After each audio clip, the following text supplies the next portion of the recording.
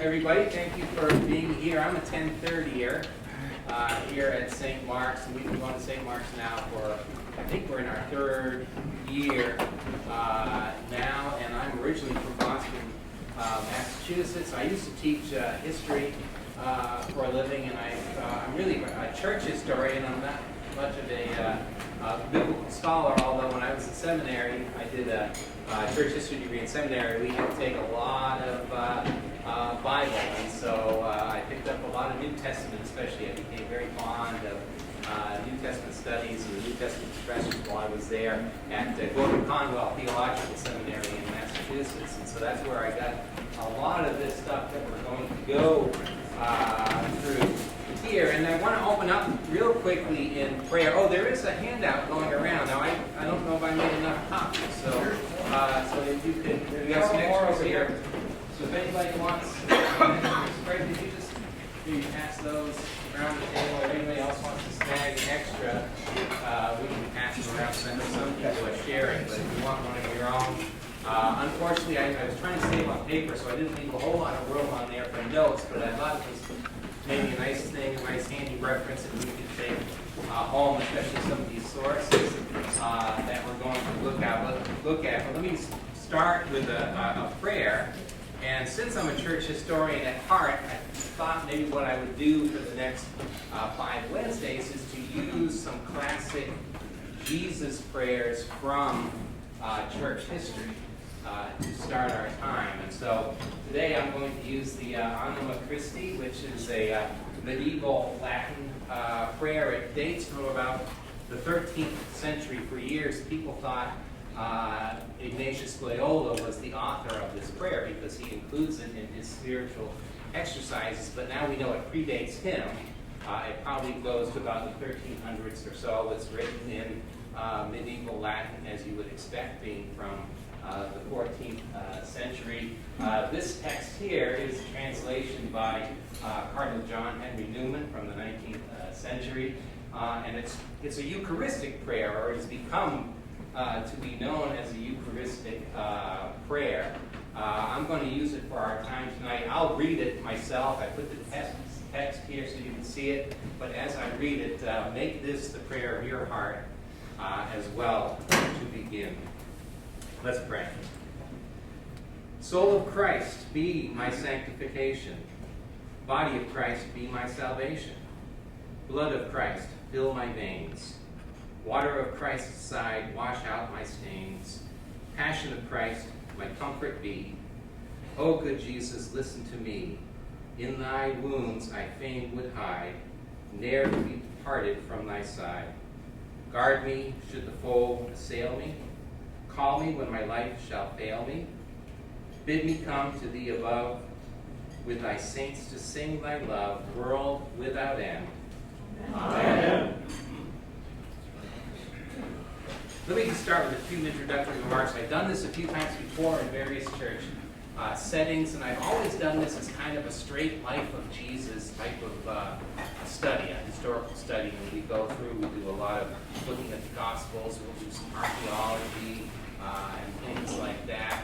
I've kind of always done it that way as a straight historical type of thing, but for this time I want to do something a little bit different, and I talked to Christian, well, I'll try to make it a little bit more devotional, a little bit more Lenten for the season. Now what that's going to look like, I don't know. This is going to work out perfect. So I had already come up with this idea of using the story of Jesus as a Lenten journey. Maybe this is the way to go, the story of Jesus in history and faith. That title is not my own. I stole it from Lee Martin McDonald's book, The Story of Jesus in History and Faith. The surveys an introduction to historical Jesus research. And I thought, well, this will be great. I'm going to take that title and maybe I can do something with that. And what I was thinking is, I like this idea of story as a means to spanning the gap between faith and history. Because history can only tell us so much, right? If we do a historical study of the ancient world, we can read sources, we can do some archaeology and so forth, history tells us where and when Jesus lived. It can tell us things that, like, for instance, that Jesus was crucified.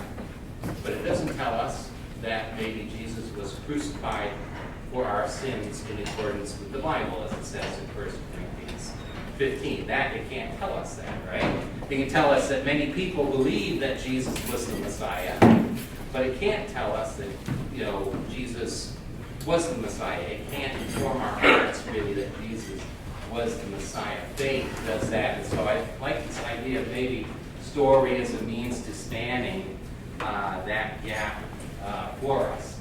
And so really I have two main objectives in this study going forward. The first one being to give Jesus a new hearing, to see Jesus in new light. And over the past decade or so, especially over the last 4 years, and you kind of know what I'm referring to, I always had the thought, nobody is listening to Jesus. What in the world is going on? Why can't people see the things that Jesus taught? He didn't teach that. He taught this. Now, maybe I'm being arrogant, but I just want to listen. I want to uncover the layers, and I want to discover what Jesus really means, the things that he did, the things that he said, and so forth. And in that vein, I also want to re-energize our faith. I want to increase our faith as we go forward, as we really wrestle with these gospel texts, and we see Jesus as a historical person in history, in historical context, in time and place, that our faith is resting on a certain bedrock that we need not be nervous about. And we'll talk about those things as we go forward. So does this make sense so far, what this is going to look like? We'll see. I have to abridge this. I've always, like I said, I've always done this as kind of a straight historical class, and I've always done it in 10 weeks. We're going to do it in 5 weeks. So we're going to be real devotional as we do this. And I thought a good place to start would be to introduce this concept of the quest for historical Jesus. How many people have heard this phrase, the quest for historical Jesus? What does it refer to? Well, this so-called quest for Jesus began in the 18th century as a result of the Enlightenment and the scientific revolution. It kind of was this idea that we can get at the real Jesus through critical methods, through critical history, that we can peel away myth, maybe, supernatural myth, and get at the real Jesus. So this is a definition that's on your handout. The quest for the historical Jesus is a label applied to post-Enlightenment attempts to reconstruct the life and teaching of Jesus of Nazareth by critical historical methods. And scholars kind of have gotten into the habit of splitting up the quest, this project, into 3 distinct periods. The original quest, the new quest, the third quest. They talk about it. And this original quest, the earliest of them, most of these studies, beginning in the 18th century and into the 1900s, early 1900s, usually most of these scholars are German. It was a very popular technique with the Germans. And most of it tends to be anti-supernatural, that God just doesn't intervene in history, and so these stories about God intervening in history must be false, and so we need to strip those away to get at the real Jesus. They made a distinction between the Christ of the faith and the Jesus of first century Judea, and so that's what's going on there. With the new quest, things got a little bit more sophisticated. This new quest in the 1900s really was kind of suspicious, not so much of supernaturalism, but kind of suspicious of the text itself.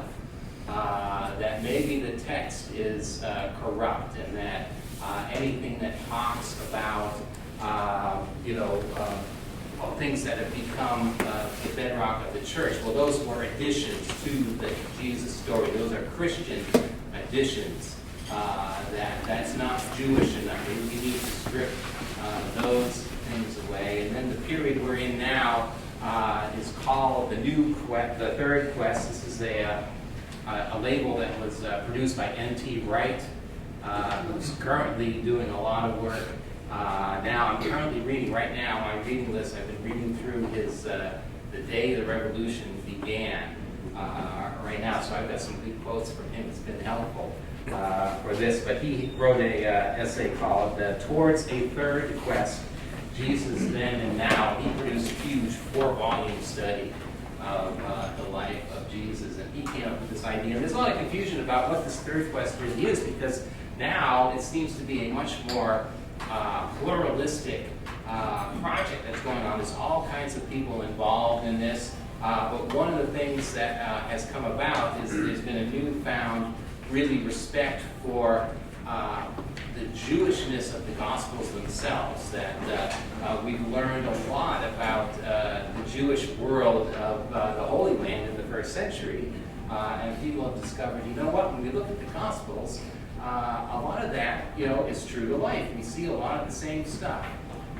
going on, and so the third quest has kind of brought things around and taken a much more serious look at Jesus, and has kind of brought things around to a much more balanced view of Jesus in history. So, any questions or comments about that? And one of the things that I've done is to try to make sense of this project, this third quest, is I've kind of gone and I've kind of split these studies into 4 views. Now, in doing so, I must admit that I'm kind of doing violence to these authors, and I'm putting my framework on a lot of this. There's a lot of nuance and a lot of subtlety between a lot of these arguments. A lot of the arguments are about methodology and so forth. But I thought it would be helpful just to get a handle on the types of portraits that are emerging as scholars are doing these studies, beginning with one which I'll call Jesus as the myth, or the literary type. Okay? Jesus as a myth. Have you ever seen this billboard campaign? I think it was 2-3 years ago. There were a number of these billboards around Grand Rapids. This is the one that caught my eye. I think it was put out by an evangelistic organization called Door International. And they put this together, and I realized that on the billboard it would have their web address here. So I realized from their perspective, they're just trying to gather your attention, right? You're driving by in your car. What was that? And you notice the door.org or doorinternational.org, hoping that you'll go home and look at it and so forth. Now, one of the things they're doing here is the idea that Jesus never lived. Not too many people buy into that. That's kind of the flat earth theory. Anybody who says, well, Jesus never lived, they're not really being, at least from my perspective, being honest with the evidence. Jesus certainly did live, but what's more common with this position is not that he didn't live, but that he's become so mythical that we can't see who he is. And one of the leading voices in this position is a man by the name of Robert Price. This is one of his books here, The Incredible Shrinking Son of Man. And one of the things that Price does is he argues that, listen, this project is useless. There's so much myth in these Gospels that we can't see beyond that. And in fact, if you look up Robert Price in Wikipedia, I think the leading sentence is that Robert Price is a leading scholar in the argument against a historical Jesus. Well, he's not really arguing that Jesus never lived. He's arguing that we can't really know him because everything about him that we know is myth. That's basically his argument, and there are others in that vein as well. So this is that idea that Jesus is a myth. He's unaccessible to us. We can't get at the idea of what he was really like. Jesus is a myth or literary type. What about Jesus as, this is Jesus as just a guy, maybe. Jesus as the first century Galilean peasant or rabbi or a zealot of some type. This is the anti-supernatural argument of today, really, and some of the leading voices in this camp are John Donald Crossan, very famous scholar. I'm sure many have heard of Crossan. His book, The Historical Jesus, The Life of a Mediterranean Jewish Peasant, is one of the leading voices in this position. This is Reza Aslan is a religion scholar. He's not a Bible scholar, he's a religion scholar, but this was a New York Times bestseller a number of years ago, Zealot, The Life and Times of Jesus in Nazareth, and he argues against the idea that Jesus was divine, that he rose from the dead. He basically was a failed insurrectionist. He was against the Roman Empire, and he was trying to start a revolution in first century Palestine and to overthrow the Roman imperial rule. It's a portrait of Jesus, calling him a zealot. Now, where does the church fit in? Usually the church ends up in these last two views. This one I'm calling the minimalist view, mainly because these are people who would minimize the distinction between a Jesus of faith and a Jesus of history. This is kind of the Jesus as Christ of faith view, that it doesn't matter what historians say. It's a faith thing. It's a church thing. And one of the leading voices in this idea is a man by the name of James Dunn. This is his book, Jesus Remembered, Christianity in the Making. And you kind of see his thesis right there in the title of the book, that the church is all about the Jesus remembered, that these are our family stories, and that Jesus' existence has always been apprehended by faith and always passed down by faith.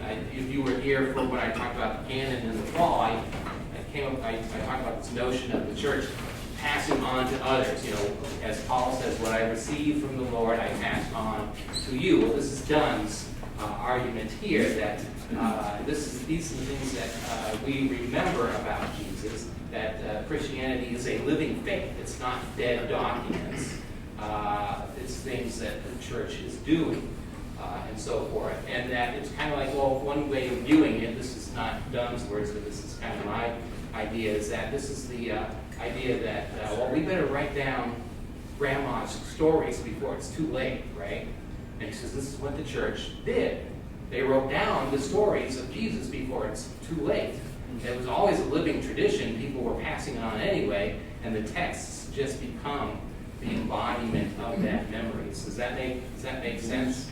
And so you use those texts as the basis of your faith. And then the next one that I've come up with is this idea of Jesus as the Christ of the Gospels. This is the conservative position, that the Gospels are historically reliable, and that the story that we get in the Gospels is the story that we see in history as well. And there's a lot of work being done. This is a very active position. These are your evangelical scholars right here that are in the evangelical seminaries that are doing this type of work, kind of making a defense of the historical reliability of the Gospels, that there is no distinction between the Jesus of faith and the Jesus of history, that they are one and the same.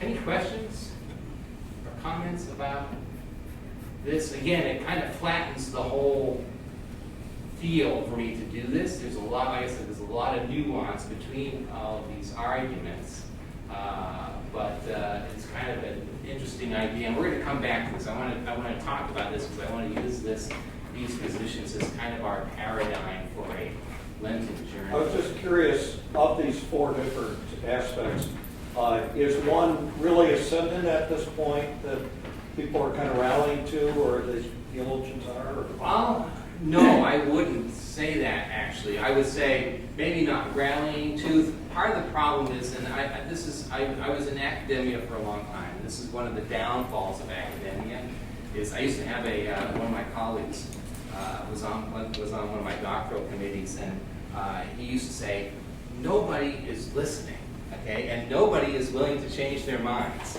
you know. And he was a leading colonial scholar. I did most of my research was in colonial religious history, and he was a colonial scholar, and you know, he made a living at making certain arguments and became known for that. But then nobody ever, you know, and he said, I try to be open-minded, and you know, but nobody wants to change their mind and so forth. But I would say that these guys, Stein's, I think he's retired. He's an older gentleman, but I've read a lot of Stein's stuff. He's fascinating and very accessible. That a lot of the work that's being done is being done mostly by the evangelicals. That they're very active in this. So I guess that's the way I would answer that question.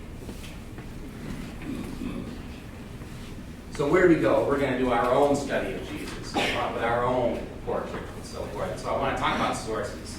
This is the fun stuff. And right away we're going to get rid of this idea, this flat earth idea that Jesus never existed, because there are sources other than the biblical sources that give evidence that Jesus did indeed exist. And I've given some of these sources on your handout so that you could have them to take home with you. Starting with the Roman sources. There's not a whole lot of Roman sources out there. There's more than these three that I've given you, but some of them are more suspect than others. These are the three that really have stood out to historians in the past, starting with Pliny the Younger. He was a member of the Roman Senate. He was an important person. The Emperor Trajan appointed him governor in Asia Minor, and one of the things that he had to do as governor of Asia Minor was he had to take care of these pesky Christians who were not doing what they were supposed to do. They weren't giving homage to the Caesar as they properly should, and so Trajan instructed him what he was to do. And so this is a letter back to Trajan. This is an official administrative letter that has survived to us, and it's fascinating. He writes to Trajan, he says, now that I have begun to deal with this problem, as so often happens, the charges are becoming more widespread and increasing in variety. An anonymous pamphlet has been circulated which contains names of a number of accused persons. Among these, I considered that I should dismiss any who denied that they were or ever had been Christians when they had repeated after me a formula of invocation to the gods and had made offerings of wine and incense to your statue. And furthermore, I had reviled the name of Christ, none of which things I understand any Christian can be induced to do. Others, whose names were given to me by an informer, first admitted the charge and then denied it. They said that they had ceased to be Christians. They all did reverence to your statue and the images of the gods in the same way as the others, and reviled the name of Christ. This is the important part here. They also declared that the sum total of their guilt or error amounted to no more than this. They had met regularly before dawn on a fixed day to chant verses alternately among themselves in honor of Christ as if to a god, and also to bind themselves by oath, not for any criminal purpose, but to abstain from theft, robbery, and adultery, to commit no breach of trust, and to deny a deposit when called upon to restore it. After this ceremony, it had been their custom to disperse and reassemble later to take food of an ordinary, harmless kind. Why does he say ordinary, harmless kind? Do you know what he's referencing there? The Eucharist, right? So it's just bread and wine. It's not really flesh and blood. It's not cannibalism, which was a frequent charge. And so Pliny says they're just drinking normal food. This is a harmless food. But in fact, they've given up this practice since my edict issued on your instructions, which banned all political science. The key there is that Christ is referenced as they are paying homage to Christ as if to a god, is what he's finding out here. And that he's actually kind of, I read into this, he's kind of puzzled. You know, they seem to be, perfectly normal people, but, I'm doing what you told me to do here. And so here's one reference to Christ as a actual living person. Next, let's look at Tacitus. Tacitus was another government official. He was a member of the Roman priesthood, so he was a pagan priest himself. And in this idea here, he's talking about Nero. This is Nero's fire.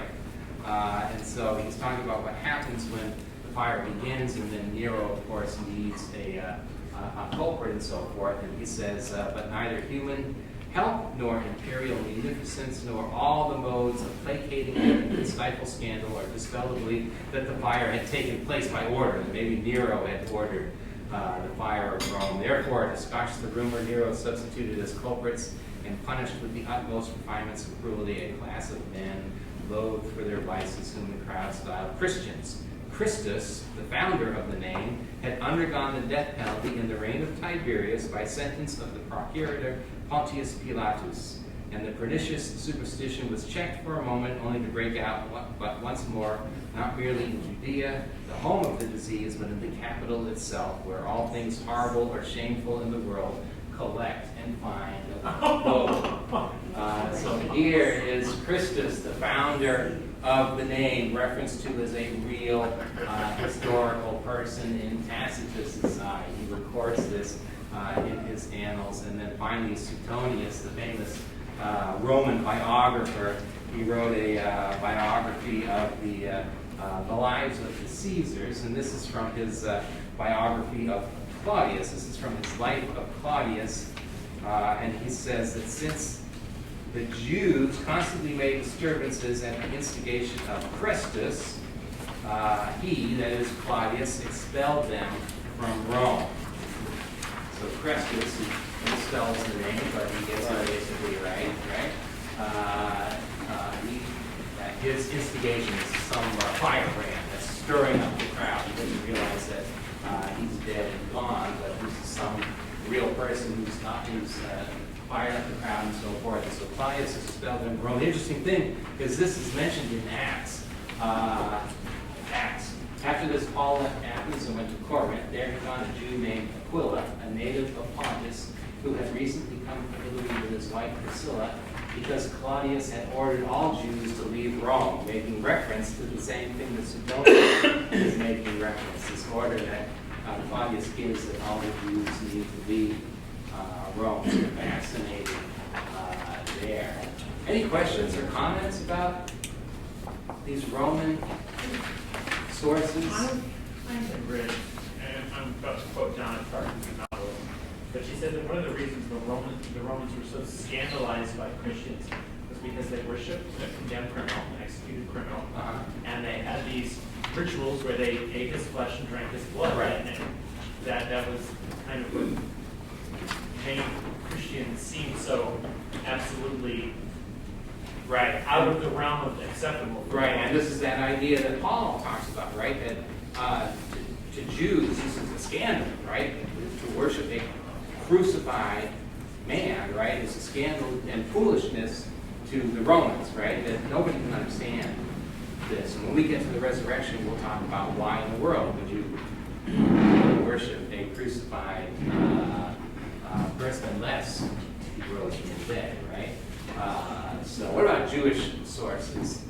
What about Jewish sources? He does not wind up in a whole lot of Jewish sources. The place where we see him, at least some of the time, twice, is Josephus. Now, Josephus, you've heard this name, right? Josephus is one of the leading voices of first century Judaism. He's one of our major sources for what life was like in Judea at the time. And he wrote a book, he wrote a history of the Jewish war about the destruction of Jerusalem in 70, and he also wrote a history of the Jewish people all the way from creation up to the destruction of the temple in 70, and that's where his mentions of Jesus come into play. These are from the Jewish antiquities. This is his history of the Jewish people. The first one is very famous. About this time there lived Jesus, a wise man. Maybe one ought to call him a man, for he was one who wrought surprising feats and was a teacher of such people as accepted truth gladly.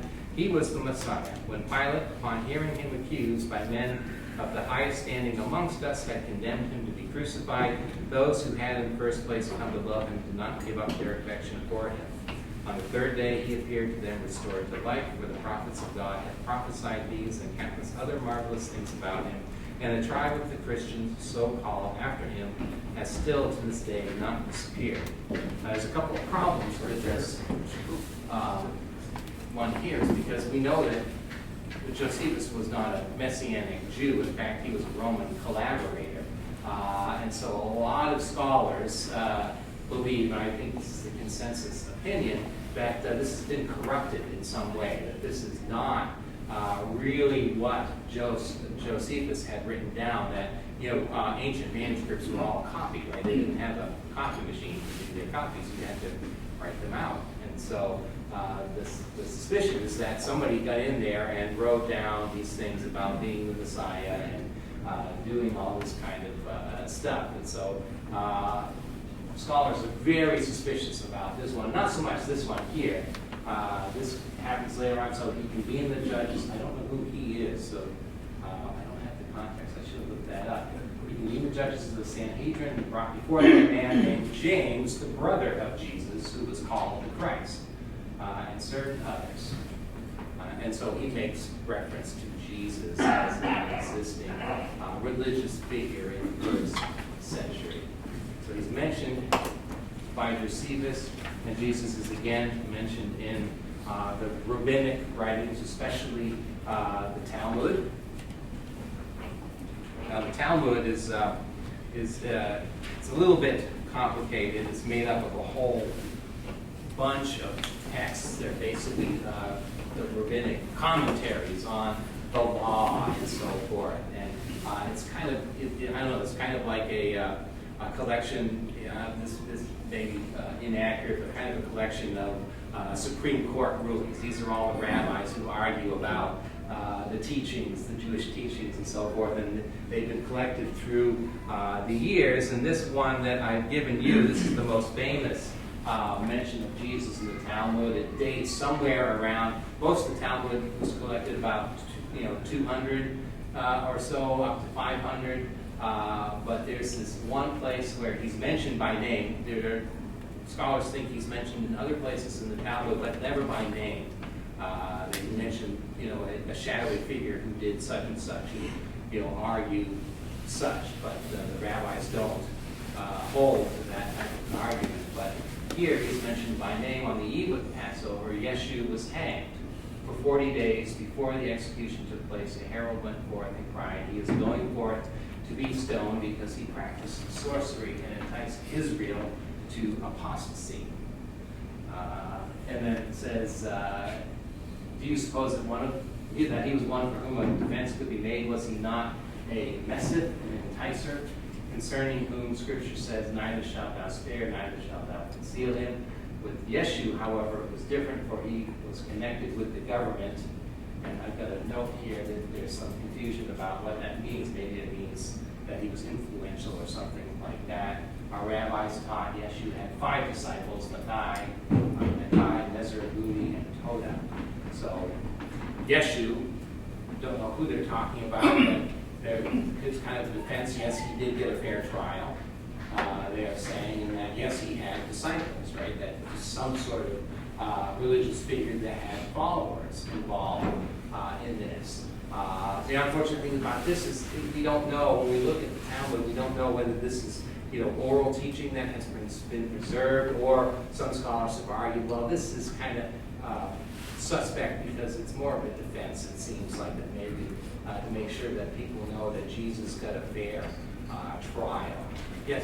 All right, so it lists these 5 disciples. I'm imagining Matthew is Matthew. Yeah. Nakai, Nezer, Buri, and Toda. Who are that? I have no idea. There's no. Yeah, we don't know. We don't know where that came from. Whether it be Matthias. Right. Oh, there you go. But at least this idea that yes, Jesus had disciples involved. The Apocryphal Gospels. Now, I went through the Apocryphal Gospels when we did our canon a couple of months ago. I don't want to spend too much time on it here, but The apocryphal Gospels are these late writings from like the 2nd century. And this is the dictionary from the Oxford Concise Dictionary of the Christian Church, that these are the books outside the canon of the New Testament that kind of mirror what's inside the canon. Some examples of these apocryphal Gospels, and there's tons of them. And some of these have been lost. We know their names, but they don't survive anymore. The Infancy Gospel of Thomas. We'll do some Infancy Gospel of Thomas next week. That has survived to us. It's fascinating. Gospel of Peter, Gospel of Nicodemus, Gospel of Philip, Gospel of Barnabas, Gospel of Mary, Gospel of the 12 Apostles, Gospel of the Truth, and on and on. There were many of these Gospels. Most of them were Gnostic, not Christian. They kind of put into the mouth of Jesus these Gnostic teachers, which is kind of a New Agey type of syncretistic religion from the 2nd century. The most famous of these, and I'm sure you've heard of the Gospel of Thomas. This has become, this is complete. We have it complete. We know about it. It's fascinating reading. A lot of scholars argue that we should maybe be using the Gospel of Thomas to inform our views of Jesus. A lot of the sayings in the Gospel of Thomas, some of them are weird. Jesus said, if they say to you, where do you come from? Say to them, we come from the light.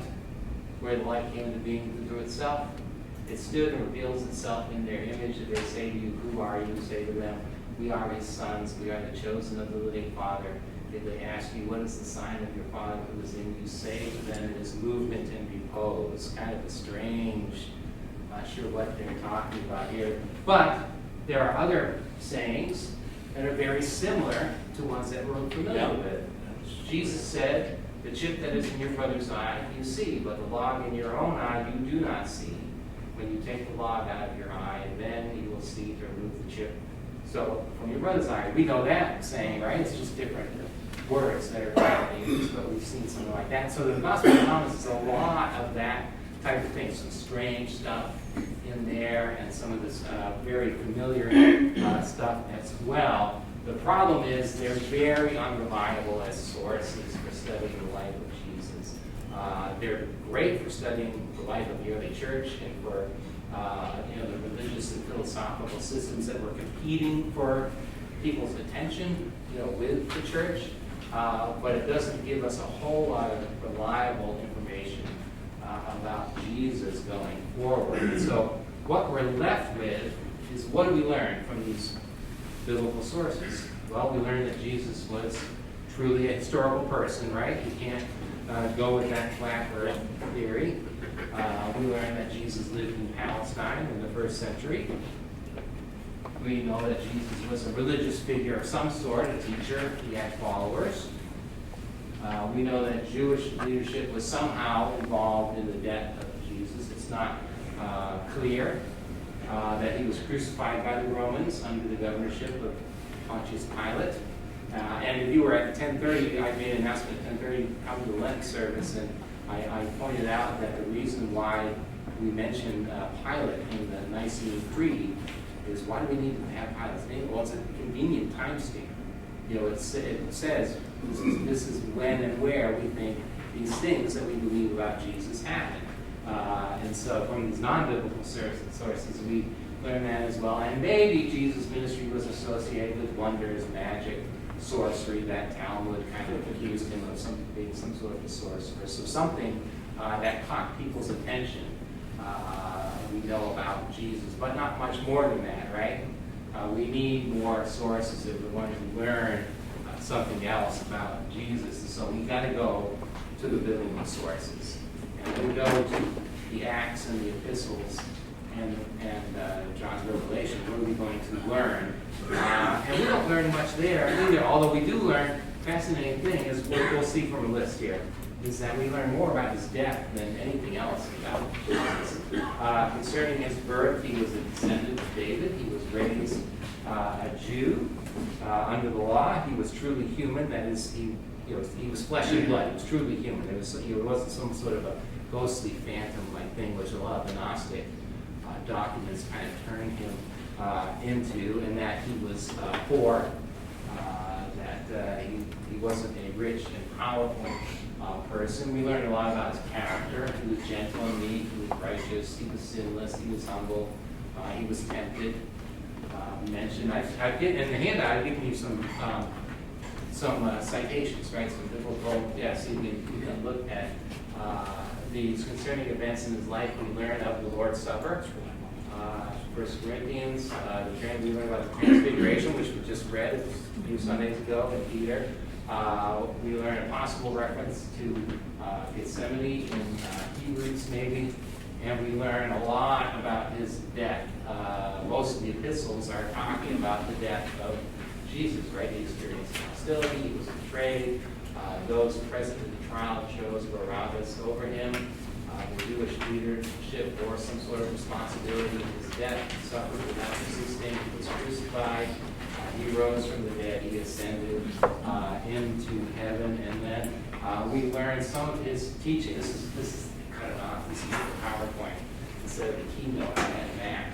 This is the Mac Windows battle right here. And we learn some of his teaching. So, for instance, in Acts, we learn that it's more blessed to give than to receive, right? That teaching is not recorded in the Gospels, but it's recorded in Acts. So we see some of his teaching. So we really want to know something about Jesus. We're not left with a really full portrait, and that's why the Gospels are so important. The Gospels seem to be the most reliable place that we're going to get an idea of what Jesus is like. So we need to go to the four canonical Gospels to figure this out. This is where most of the Jesus research is taking place, obviously, for obvious reasons, right? This is where the arguments are happening. And real quickly, just to make sure we're all on the same page, because I want to get into the Gospels. Next 4 Sundays, we're going to go through the story of Jesus. What is a gospel? Well, the gospel, singular, gospel comes from that God spell, from the Germanic good news. Evangelion is the Greek for good news. It's a good message. So the gospel in the singular that we sometimes put with a capital G is the good news about Jesus, which is preached, heard, and believed. It's the central content of Christian revolution. Sometimes we use that as shorthand. We talk about the gospel. The Gospels, plural, is what we call the books in which the Christian gospel is set forth. Right? And so the interesting idea is when we look at the gospel as a literary genre, these books, plural, it's kind of a strange genre because on the one hand, it's biographical. We kind of want to think of it as a biography, right? But there's a whole lot missing that we don't know about. So we're going to talk about childhood and education next week, and we'll try to reconstruct what his childhood might have been like, what his family life is, but there's not a whole lot of information available to do that. So, some stuff, so it's biographical, but it's not a biography, right?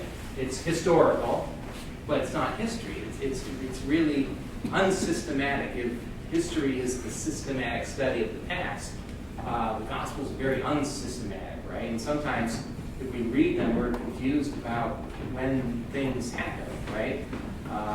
So, for instance, I think John, the incident in the temple where Jesus drives out the moneylenders and so forth. In John, it seems that he wants it to happen at the beginning of his ministry, whereas the 3 synoptic Gospels will define that. Matthew, Mark, and Luke all put it in the final week, right? So there's some confusion. What's going on here? So it's not really good history. It's philosophical, it's theological and instructional, but it's not great at that either. It's not a philosophy book. It's not a self-help book in any way. And so you're kind of left with this idea that I want to get at, that the Gospel is a book that records selective facts about Jesus. The evangelists are not interested in exhaustiveness, right? They're being selective about what they pass on. They recall the teaching of Jesus and they bear witness to Jesus.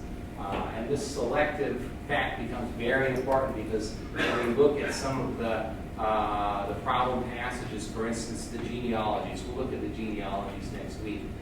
The genealogy in Matthew and Luke, they don't match. What in the world is that all about? Well, I think there's theological purposes involved in that they are being selective in what they tell us. And so we're going to look at that as we go forward. The synoptic problem. Yeah, go ahead. But saying they don't match, one of the things I remember reading once is the Easter story and how there were different ladies in the tomb in different Gospels. Mm-hmm. Well, one was Mary, the mother of James. I think there's one that says it was Mary, the mother of Jesus, who was there. And we can look at Christian scriptures laid out next to each other. It's all been compiled into a nice, neat book that most people recognize as Christian scriptures. It wasn't like that until the days of King James, though, where you had everybody had access to all of the books. At least that's my understanding. Right. So pointing out discrepancies, it's kind of like what happens when you're dealing with orature versus literature. Right. Sure. And that's a problem that when we talk about chronology. So we're going to put some dates to Jesus as well. And chronology is one of my favorite things. But it's only, we only worry about chronology because we're moderns. The ancients never worried about it that much, and the same thing. They're not worried about, We're looking at a religious text, and the point is to go on faith. But believing in Jesus as the Messiah is not the same thing as believing in George Washington as the first president. Okay. And so when we're talking about something that's dealing with faith, that's and that's that. Believing something in some cases despite evidence to right. And that's that gap between faith and history, right? Yeah, that's what you're getting at there. The synoptic problem. You know about the synoptic gospels are Matthew, Mark, and Luke. And so you'll hear that phrase sometimes. It's fascinating. When you read the synoptic gospels, this is the day as we get into this question of, how do they relate to each other? And just putting parallel passages, which is what I was talking about side by side, you can see if you ask some students to say, do a research paper and hand me in a short essay on the life of Jesus, and you've got these things, well, you would fail all of them because somebody's plagiarizing somebody else. It's quite clear when you read these. So Jesus answered them, beware that no one leads you astray. And then Jesus began to say to them, beware that no one leads you astray.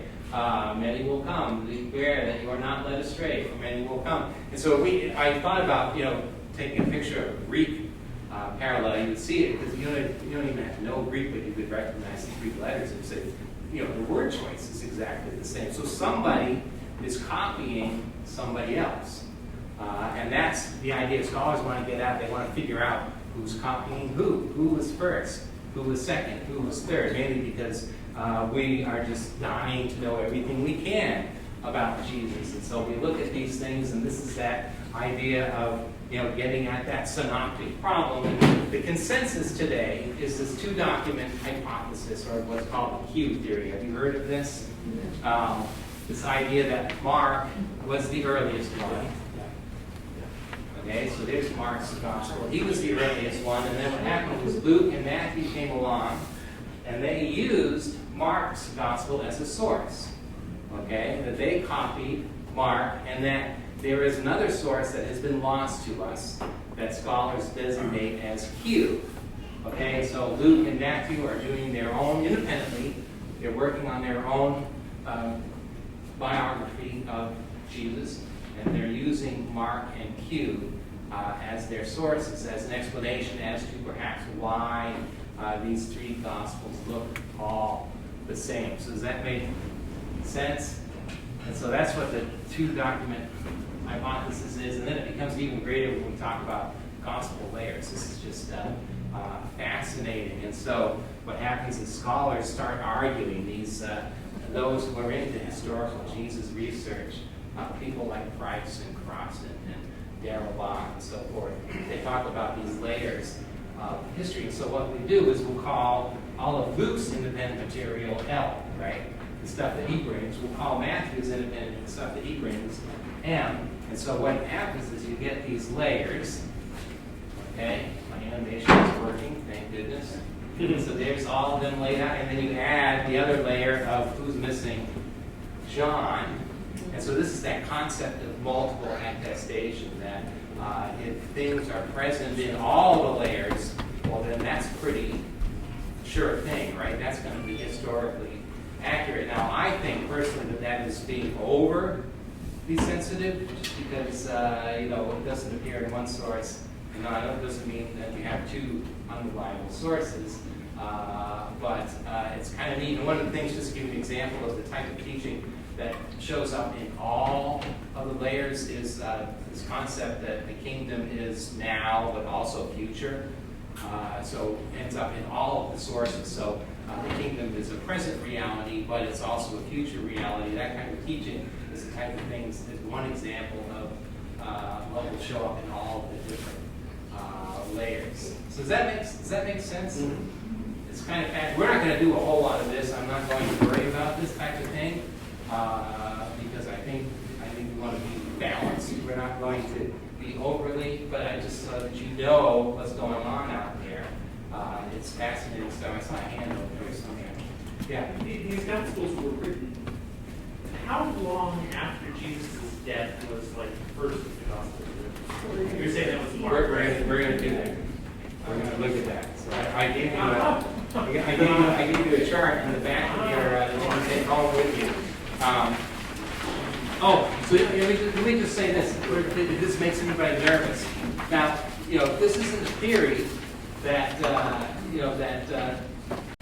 negates divine inspiration necessarily. It's just a theory about how these were composed. Okay, it's not necessarily an idea that we can't believe because they were actually doing research. Well, Luke tells us that he did research in his prologue. This is the first thing you read when you open up Luke. Many have undertaken to draw an account of the things that have been fulfilled among us, just as they were handed down to us by those who from the first were eyewitnesses and servants of the word.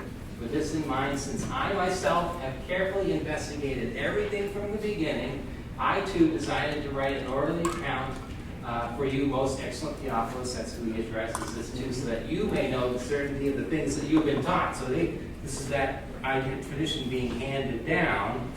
I've looked into it. I'm writing it down so you know the certainty of the things that have been handed down. So he says himself, I did research.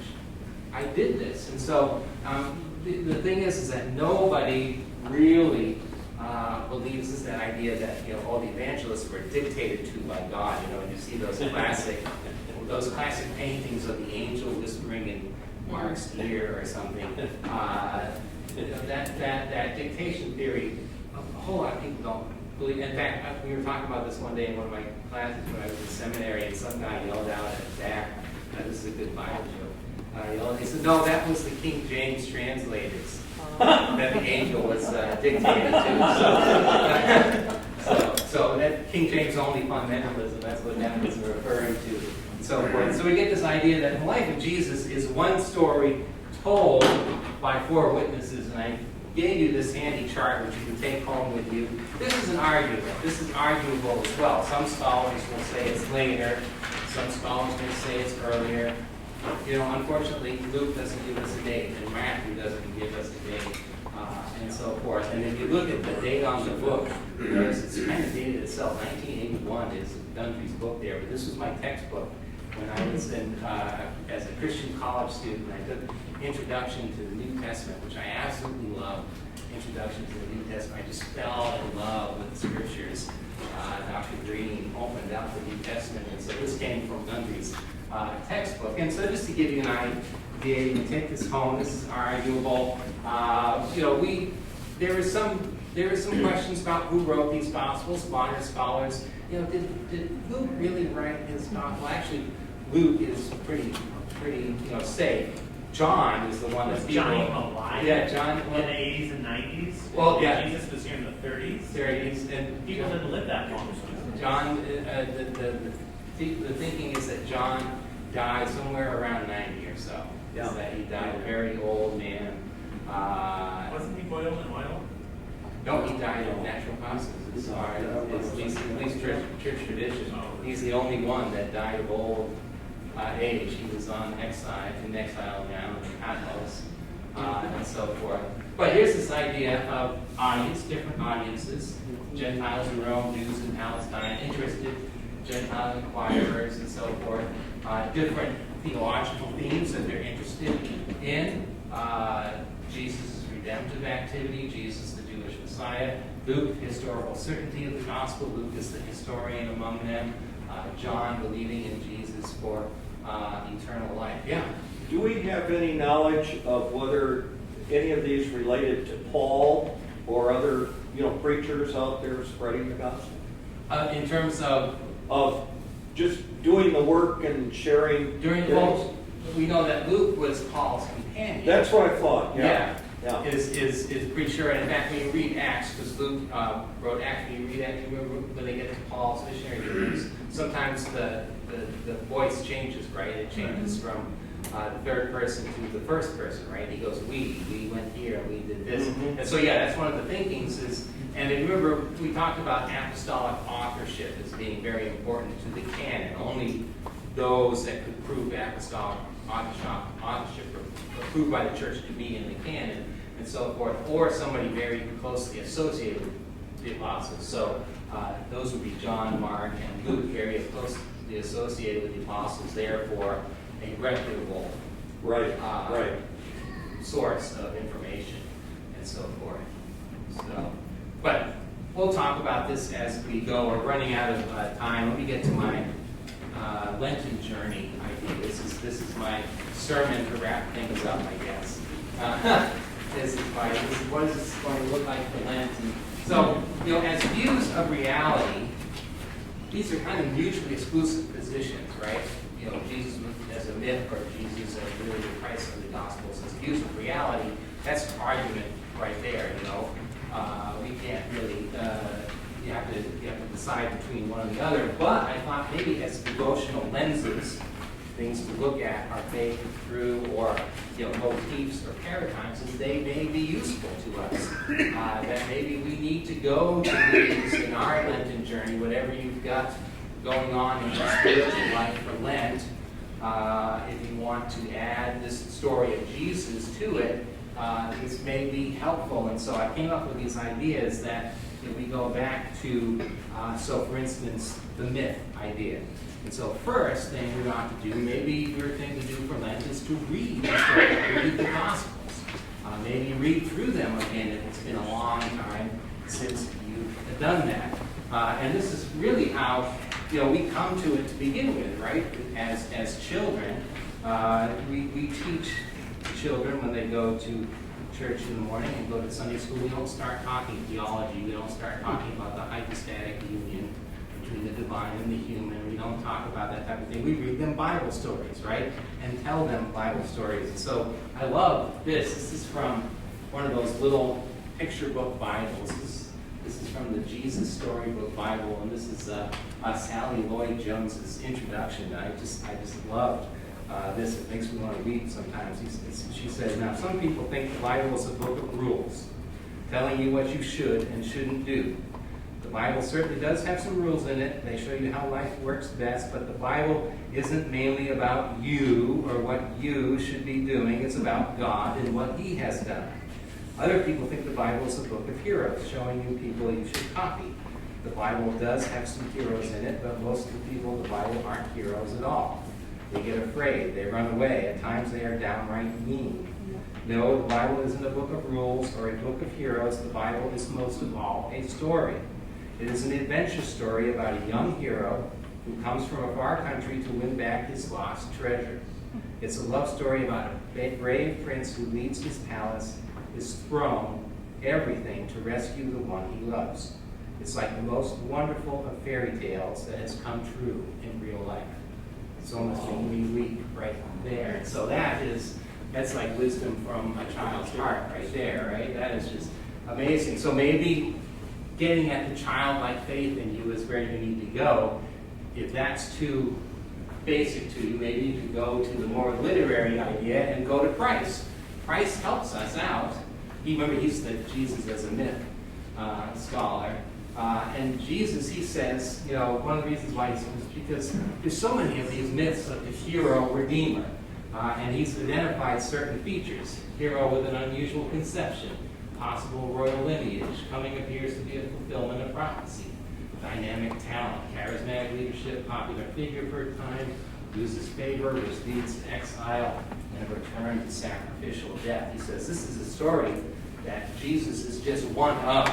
He's just one of these, and we continue to make these stories today. I mean, modern pop culture is still full of these type of things. This is a Star Wars story right here, right? Anakin has a virgin birth of some sort. Remember, Shmi says you know how Anakin was conceived and so forth. That's prophesied that somebody's going to return and bring balance to the Force. And of course, Darth Vader becomes a bad guy, but then he comes back and he brings balance to the Force again. Or Harry Potter fits into this mold, right?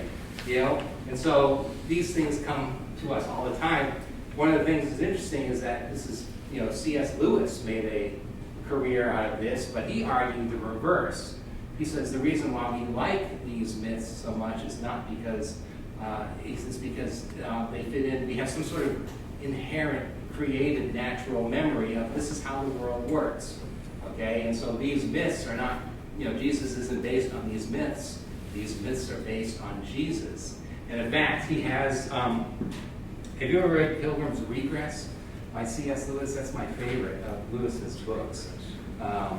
Pilgrim's Regress, he talks about it, being the sophisticated scholar who regresses from all of the modern philosophies and becomes a Christian and so forth. But he has a character in Pilgrim's Regress at one point cries out, "Was there any age in any land when men did not know that corn and wine were the blood and body of a dying and yet living God?" By corn, he means, grain. Corn and bread being the blood and body of a dying and living God. This is the myth that lives in all of us, and so we write those myths.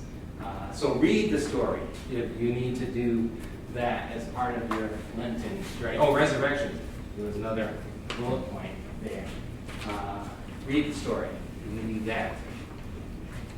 What about the Jesus as just a guy thing? Well, marvel at the story as well.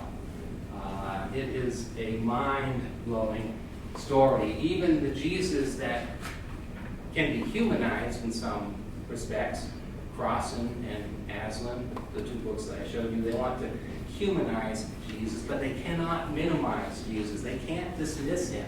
And in fact, the reason why they're doing their study is because they can't dismiss him, right? It's a marvel of history. And just this is Lee McDonald right here. Without question, the most influential person in human history is Jesus of Nazareth. No other political or religious leader has gained more followers than Jesus. No one else has influenced the origin of more religious communities and educational and humanitarian institutions than Jesus. Likewise, no other person in human history has been written about or proclaimed more than Jesus. It's fascinating. And, John himself says this. This is the last sentence in his gospel, right? Jesus did many other things as well. If every one of them were written down, I suppose that even the whole world would not have room for the books that would be written. And so we're still trying to fill the world with these books that could be written, and we can't do it. So marvel at the story. So read the story, marvel at the story, participate in the story. First with your body. Participate in the story with your body. This is the glory of the Episcopal tradition right here, right? This is what makes Episcopals get all fired up, is that worship and the life of the church is all about participation with your body. It demands participation in your body. You stand up, you sit down, you kneel, you process, right? Not just the clergy, but the entire congregation processes. You move from place to place. You hear things, you hear music, you hear bells, you hear children laughing sometimes when they're in the sanctuary with you. You see colors, right? You have a calendar with colors to redeem the time. You taste things like bread. You touch things and feel it with your hands. You smell things. You smell incense sometimes. It's an adventure to your senses. And so this is all to make your faith a sure thing, right? And in fact, I used to want to have a pastor that said, someone asked him one time, or he said something along the lines of, when people ask me, I'm having doubts, I'm having trouble with my faith, and so what should I do? His answer was always, go to church.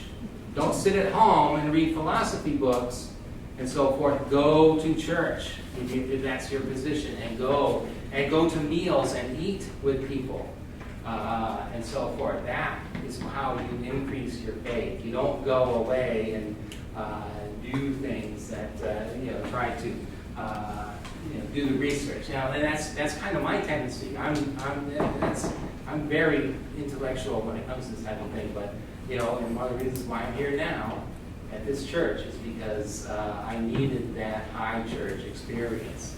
And so, N.T. Wright, I told you I would have a quote, and this is great. The Gospels invite us to make this story our own, to live within the narrative in all its twists and turns, to see ourselves among the crowds, following Jesus and witnessing his kingdom-bringing work, to see ourselves also in the long-range continuation of that narrative that we call the life of the church. In particular, as followers of Jesus from the very beginning have known, we are to make the story our own by the repeated meals in which the Last Supper is brought to life once more. And with that, the Gospels give to those who read them the energy and the sense of direction to be beatitude people for the world, knowing that the victory was indeed won on the cross, that Jesus is indeed already installed as the world's rightful ruler, and that his way of peace and reconciliation has been shown to be more powerful than all the powers of the world. So you want to participate in the story. And then lastly, Jesus as the Christ of the Gospels. This is kind of the glory of the low church tradition, my own background. Participate in the story with your mind. I once had a professor, and I believe this. Faith is too difficult a concept to define.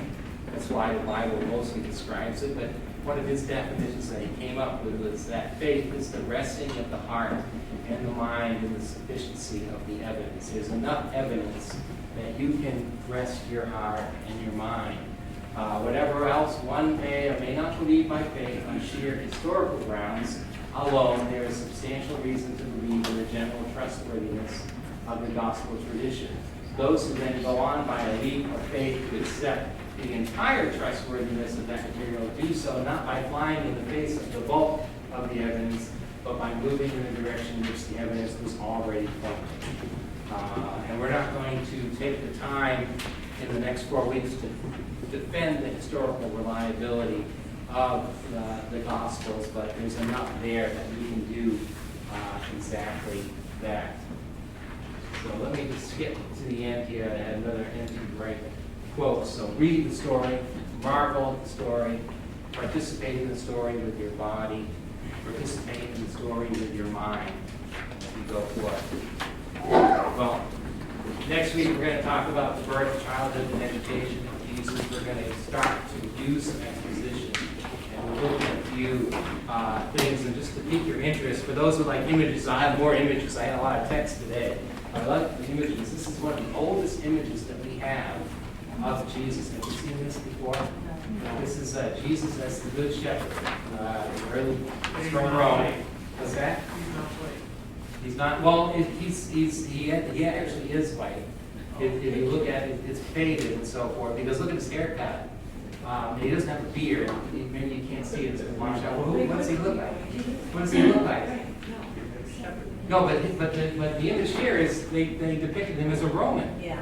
This is from a Roman catacomb, and Jesus is depicted as being a Roman, which is just fascinating to think about. That Christmas song, "Some Children Can See Him." That's what's going on here. So, really fascinating. I'll be around for Christian for questions afterwards. I see Christian handing out. Yes, we're passing out the pamphlet. It's time to pray.